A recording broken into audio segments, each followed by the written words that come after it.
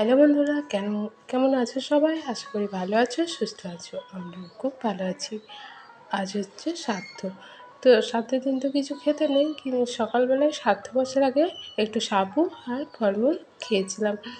বসে গেলে আর কিছু খাওয়া যাবে না, আর আজকে শ্রাদ্ধ না হওয়া পর্যন্ত ভাতও কিন্তু খাওয়া যাবে না। তো এখন বাজে 10টা, শ্রাদ্ধ বসবো অবস্থায় সেই সময় আমরা কিন্তু একটু খেয়ে নিলাম। যে দেখো জানলার ফাঁক দিয়ে দেখছি এখন কিন্তু রেডি হচ্ছে, খাওয়া দাওয়া করে দেখলাম এখনও কিন্তু বসেনি। তো তারপরে বসে গেলে কিন্তু যাব, তার আগে কিছু কাজ আছে, অবশ্যই সেগুলো করে দেবো। আর সঙ্গে চাল আলু এইসব তো নিয়ে যেতে হয়, সেসবও নিয়ে যাব। তার আগে রেডি হয়ে নিই, রেডি হয়ে তারপরে তোমাদের সঙ্গে আবার দেখা হচ্ছে।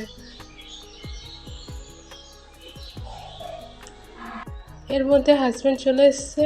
হাজব্যান্ড বাজার থেকে কী বাজার করে নিয়ে এসে, চলো সেগুলো দেখে নিই। চাউমিন, ম্যাগি, শসা, সিমাই, মানে ননদরা আসবে, এসে যদি থাকে সেই জন্য আগে থেকেই আমি কিছু বাজার করে আনতে বলেছিলাম, সেগুলো চিনি। আর এনেছে আলু। আর এই যে দেখো আমি চাল, দুটো আলু আর পয়সা, সঙ্গে একটা বাটি, এগুলো কিন্তু নিয়ে যাচ্ছি। এগুলো কী কাজে লাগবে অবশ্যই তোমাদের সাথে শেয়ার করব, আশা করি তোমরাও জানো। আর এদিকে ছেলে ঘুমাচ্ছে, আমি কিন্তু রেডি হয়ে নিয়েছি। হাজব্যান্ড একটু রাস্তায় আছে, ও আসলেই বেরোবো। মানে সাথে বসে গেছে, চালটা এখন নিয়ে দেবো। তো চালটা তো আগে দিয়ে গিয়েছিলাম, এবার ছেলেকে নিয়ে যাবো। চলো যাই।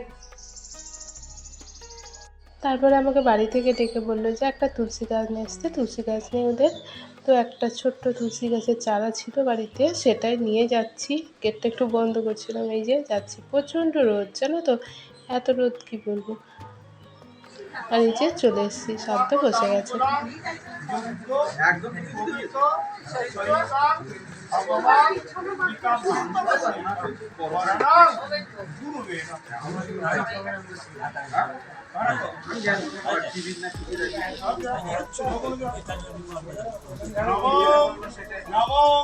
অখণ্ডমণ্ডলাকারং ব্যক্তমে জানো চরাচরং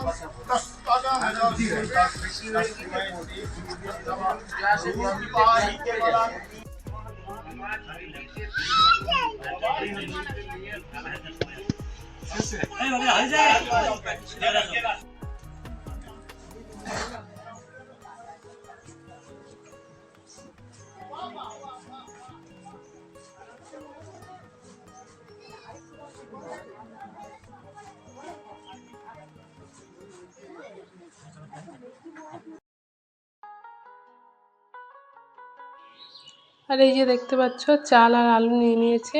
এটা হচ্ছে মানে দক্ষিণা দেওয়া, যেটা মা জেঠিমা যাই হোক ওনার উদ্দেশ্যে কিছু দান করা, সেটাই চাল আলু পয়সা। তো সবাই দিয়ে দিচ্ছে, আগে ছেলেরা, ছেলের বউ এরা দেবে, তারপরে কিন্তু বাকি যার ইচ্ছে হবে সবাই দেবে। তো আমারটা আমি আর ভিডিও করতে পারিনি, অত লোকের মাঝে জানোই তো কেমন লজ্জা বোধ করে বাড়ির বউ তো। আর সেইভাবে গ্রামে মানে একটু লজ্জাই বোধ হয়, যাই হোক। তো লুকিয়ে করেছিলাম, দেখতে পাচ্ছ। তারপরে বাড়ি চলে এসেছি, বাড়ি চলে এসে দেখছি গোয়ালের মধ্যে হচ্ছে আবার। আর ছেলেকে মানে স্নান করাবো, অনেকটাই দেরি হবে, 3টে সাড়ে 3টে বেজে যাবে। ছেলের ঠান্ডা লেগেছে, সেই জন্য আমি ভাবলাম ওকে স্নান টান করিয়ে দেবো। ওকে আর পরে স্নান করাবো না, একটু শান্তি জল দিয়ে দেবো। তো ছেলে ঘুমাচ্ছিল, তখন ও উঠেছে, হাজব্যান্ডকে ফোন করে জানতে পারলাম। তো এসে আবার ছেলেকে খাইয়ে চাটা বানাচ্ছি দুপুরবেলায়। তো 3 কাপ চা বানিয়ে নিয়েছি, লাল চা, এই যে কাপ।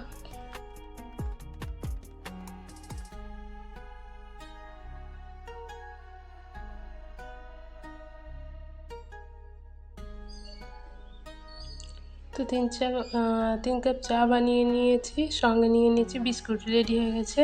চলো এবার দিয়ে আসি। কাদের দিচ্ছি চা আর বিস্কুট দুপুরবেলায়, সেটা তো তোমাদের দেখাতে হবে। চলো আমার সাথে। এই যে দুধ জাল হচ্ছে দই পাতার, ওখানেই চাটা আর বিস্কুট দিয়েছি।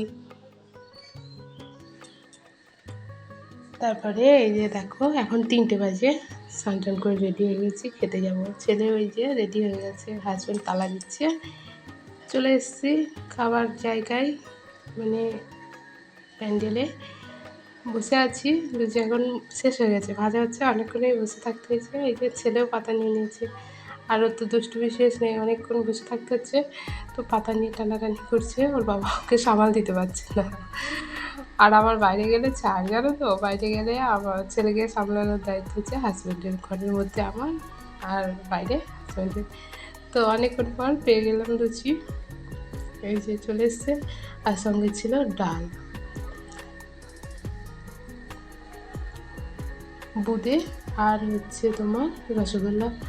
খেয়েছি খিদে পেটে, কিন্তু খেতে তত ভালো লাগছিল না, জানো তো, গরমের মধ্যে লুচি একটু বিরক্তই বোঝাচ্ছিল, কিছু করার ছিল না, তো খেয়ে নিয়েছি। ও খেয়ে চলে এসছে, ঘাম দেখতে পাচ্ছ, প্রচুর ঘেমে গেছি, আর বাইরে প্রচণ্ড আওয়াজ, দই পাচ্ছে। তো ভাবলাম একটু রেস্ট করে নিই, ফ্যানটা চালাবো, গরমও লাগছে, চুলটা ভিজাও আছে, আর সারাদিন শুতে থাকবো, আর লুচি আর পেট করে জল খেয়ে শরীরটা বড় ক্লান্ত লাগছে। তো আর বাইরে কোনো কাজ করারও উপায় নেই, তো ভাবলাম ফ্যানটা ছেড়ে একটু ঘুমিয়ে নিই, তাহলে কিন্তু চুলটা শুকিয়ে যাবে আর শরীরটাও রেস্ট পাবে। অনেকদিন পর খেলাম তো ভালো লাগছে না, তো তাই তোমাদের সাথে একটু দেখা করে নিলাম। তো আজকের মতো ব্লগটা এখানেই শেষ করলাম, দেখা হবে নেক্সট ব্লগে। ততক্ষণের জন্য সবাই ভালো থেকো, সুস্থ থেকো, টাটা।